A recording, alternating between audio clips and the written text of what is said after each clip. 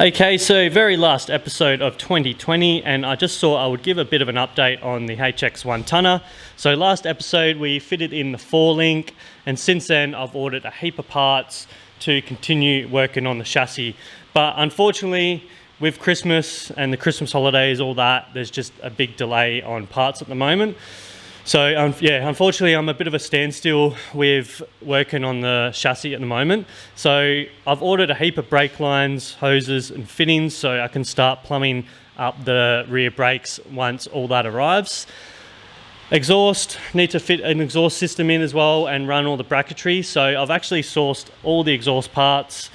So big thank you to Reaper Engineering for supplying all these parts. So we got mufflers, straight pipe, bends, X-pipe, so I'm going with a full stainless steel system, and I thought I would attempt to do it all myself. So I've actually been practicing TIG weld. So I went out and bought a TIG weld attachment for this welder and some argon gas, and I've just been practicing doing a heap of stainless steel TIG welding. And all I can say is it is bloody hard. So I've got a new respect for people that can TIG weld. It is definitely a skillful skill to have. So I've been practicing with a bit of tubing, and yeah, all my welds are a bit of a dog's breakfast. So I've definitely got a long way to go with practicing, you know, before I start actually welding the exhaust together. So we'll see how I go. I might just outsource someone to come and help me TIG weld all the exhaust together. But yeah, I just got to keep practicing anyway. Okay, so tail shaft, I've just got this old one sitting in. So this is just a standard tail shaft for now. I've just got it in for checking clearances and just to see how much room I've got for the X-pipe and all that. So I do realize I'm going to have to upgrade the tail shaft to suit, you know, 500 horsepower and high RPM. So I have reached out to a company and they are telling me I'm going to have to go to something like a 2-piece, but I have seen a lot of guys in the tonners run a 1-piece tail shaft, and I do believe that it's like a chromoly tail shaft. So if anyone has any thoughts on tail shafts or any suggestions or any companies that they know of that make, you know, the custom chromoly tail shafts, then leave a comment in the comment section.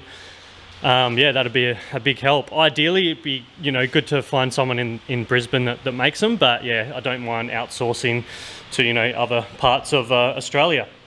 Okay, so with the fuel system, I'm going to put in a custom drop tank in the rear.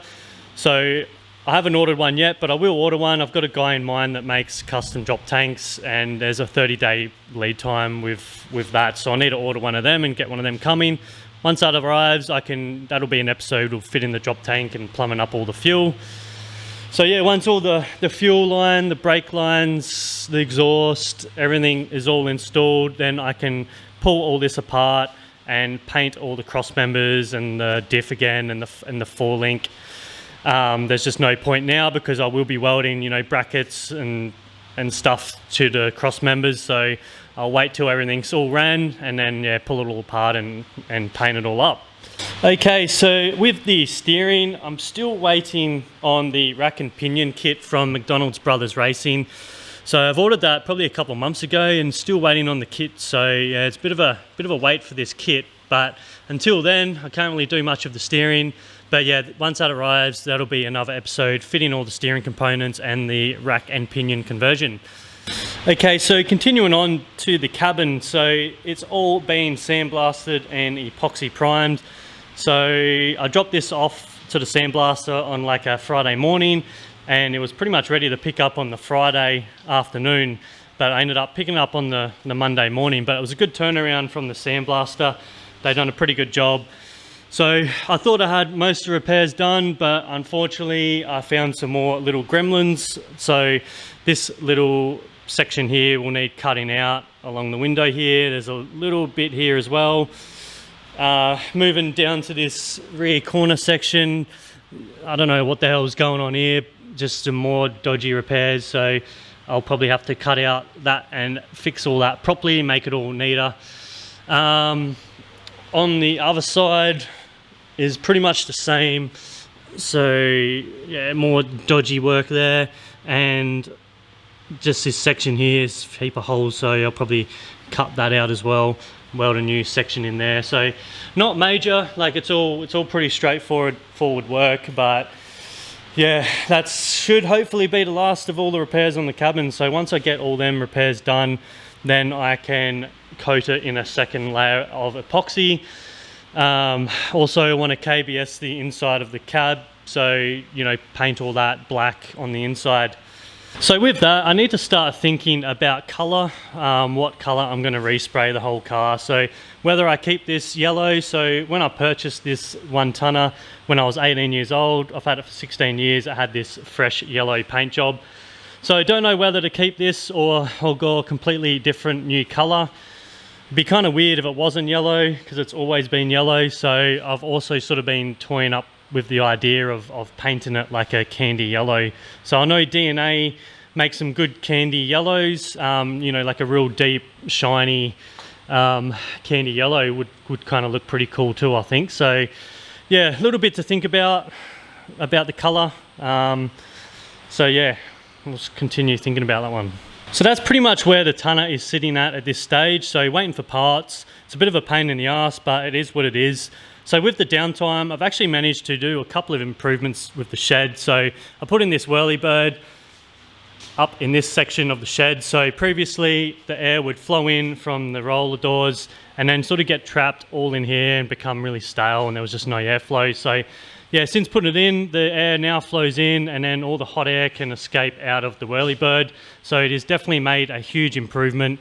Highly recommend putting in a whirlybird. This one was 120 bucks from Bunnings, pretty easy to install, and yeah, I think it was a good investment. I can notice the difference. So with that, I've also just installed a couple of wall-mounted fans. So one in this corner and then one over in this corner. So these are 450mm wall-mounted fans from Bunnings, 100 bucks each, and they flow a fair bit of air for their size, and they've also made a huge difference. So between the fans and the whirlybird, it's just made a huge improvement in cooling with the shed, made it a lot more comfortable to work in. So apologies that this video was not that exciting, but waiting on parts, I didn't really have anything to put out before the end of 2020. Just wanted to get one last video in before end of 2020, just to say a big thank you for all the support so far with the channel. So I just ticked over 1,000 subscribers the other day, so I just want to say a huge thank you to all the support so far with liking, commenting, watching the content and subscribing to the channel. It's been 7 months, ticked over 1,000 subscribers, so really stoked with the growth of the channel so far. It's been amazing with how quickly the channel has grown. So with that, you'll probably start seeing a few ads pop up on the channel. So that's going to help to generate a little bit of ad revenue, make a little bit of money. So any money I do make from the channel, I'm going to reinvest it back into camera gear, lenses, just to improve the production value of the channel and just improve the videos overall. So I also just want to say a big thank you for the people that have reached out to me over Facebook, email or Instagram, just to say thank you for the content that I am putting out. Definitely means a lot that I'm able to put out this content and inspire people to get out in their shed and work on their cars. There's been people that have reached out and said they've been years and years without working on their car, and then I've given them inspiration to get out in the shed. So yeah, it means a lot to me that I'm able to make this content, and I feel really blessed to be able to do it. So I know 2020 was a bad year for everyone, but for me, I was fortunate enough to get this shed built. I was able to deck it out, build benches. I was able to get the tonner up from South Australia, strip it right back and get the tonner to where it is now. So really fortunate enough to spend that time during COVID on the tonner. So I know that there's not much content out there for Australian muscle cars, so that's one of the reasons also why I wanted to do this channel, was to basically give back to the community. So I know I'm no expert car builder or no guru, but I do feel like I'm pretty handy on the tools. I am a diesel mechanic by trade, so if I can build this car, learn from it, and if people can learn from my mistakes or learn anything that I have learned throughout my career as a diesel mechanic, then that's the reason why I wanted to share this experience, building the car and give back to the community. Any value I can add, I just definitely want to help the Australian car community. So with that, I've really enjoyed 2020. I've learned so much, making videos, editing, car building. I've really enjoyed it so far, and another big thank you for you guys for supporting the channel. So I hope you guys are going to watch in 2021. I'm super excited to see where 2021 is going to go. I'm going to put a lot more content out there. I've got a lot more videos coming up in the future. So I hope you guys are going to enjoy the channel next year. So yeah, we'll leave it with that and we'll see you in next year. Cheers guys.